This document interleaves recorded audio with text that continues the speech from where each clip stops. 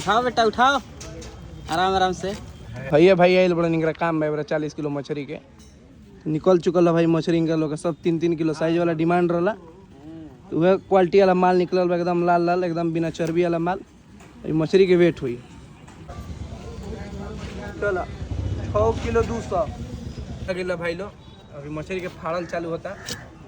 डांड सही करके दू टुकड़ा आदमी कर रखता ताकि पीस बनाए में आसान रहे।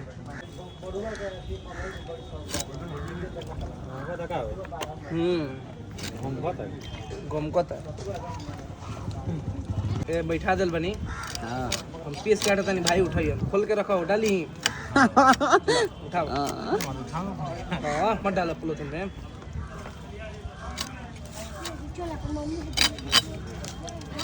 उठाओ बेटा उठाओ आराम आराम से। अरे यार फोन कर रहा है इतना देर।